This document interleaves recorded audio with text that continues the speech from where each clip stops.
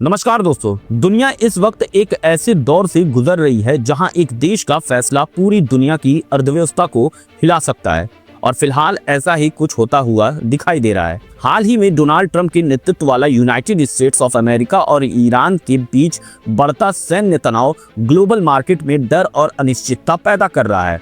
खबर बता रही है कि इस ऑपरेशन में अमेरिका हर दिन अरबों डॉलर खर्च कर रहा है। यानी ये सिर्फ एक युद्ध नहीं है, ये पैसों की जबरदस्त लड़ाई है। लेकिन इस पूरे टकराव का असली असर उस जगह पर नहीं दिखाई दे रहा जहां मिसाइलें गिर रही हैं। असर दिख रहा है पूरी दुनिया की जेब पर, क्योंकि जैसे ही मिडिल ईस्ट में तनाव बढ़ता है, सबसे पहले असर पड़ता है क्रूड ऑयल की कीमतों पर।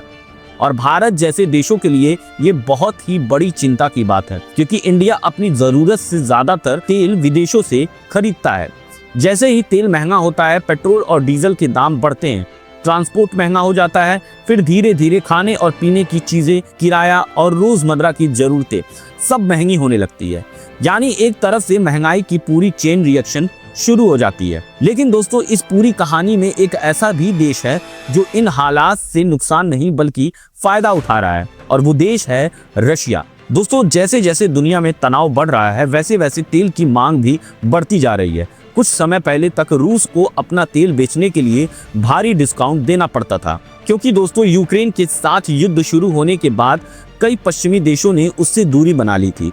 सैंक्शंस लगाए गए थे और पूरी दुनिया से कहा गया था कि रूस की अर्थव्यवस्था को कमजोर करना है। लेकिन आज स्थिति थोड़ी अलग दिखाई दे रही है, क्योंकि जब बाजार में तेल महंगा होने लगता है तो आदर्श और सिद्धांत धीरे धीरे पीछे छूटने लगते हैं। और यहीं से शुरू होती है दुनिया की राजनीति की सबसे दिलचस्प कहानी, क्योंकि अब खबर आ रही है कि कुछ यूरोप देश सीधे तौर पर या फिर अप्रत्यक्ष तरीके से फिर से रूसी तेल की तरफ देखने लगे हैं। यानी जिस देश से दूरी बनाने की बात हो रही थी, अब उसी से ऊर्जा खरीदने की चर्चा शुरू हो रही है। और यहीं पर कई लोग एक बड़ा सवाल पूछ रहे हैं कि जब भारत ने रूस से तेल खरीदना शुरू किया था तो दुनिया भर में उसकी आलोचना हुई थी। अमेरिका से लेकर कई यूरोपीय देशों तक भारत को सलाह देने लगे, अगर आप रूस से तेल खरीदते हैं तो आप अप्रत्यक्ष रूप से युद्ध को फंड कर रहे हैं। लेकिन आज अगर वही काम यूरोप के कुछ देश करने लगे तो क्या उसे भी रूस की मदद माना जाएगा, या फिर उसका नाम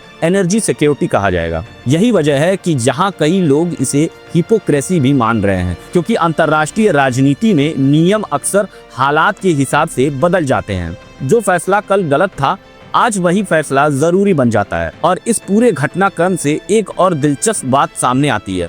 जिस देश को आर्थिक रूप से कमजोर करने की कोशिश हो रही थी, वही देश इस संकट से आर्थिक फायदा उठाता हुआ नजर आ रहा है। रिपोर्ट के मुताबिक बढ़ती कीमतों की वजह से रूस हर दिन करोड़ों डॉलर का अतिरिक्त मुनाफा कमा रहा है। यानी इस भू राजनीतिक शतरंज में चाल तो किसी और के खिलाफ चली गई थी, लेकिन फायदा किसी तीसरे खिलाड़ी को मिल रहा है।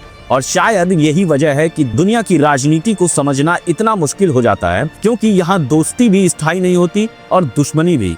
स्थायी होता है तो सिर्फ राष्ट्रीय हित। और फिलहाल ऐसा लगता है कि इस बड़े वैश्विक खेल में सब अपने अपने हित के हिसाब से चाल चल रहे हैं।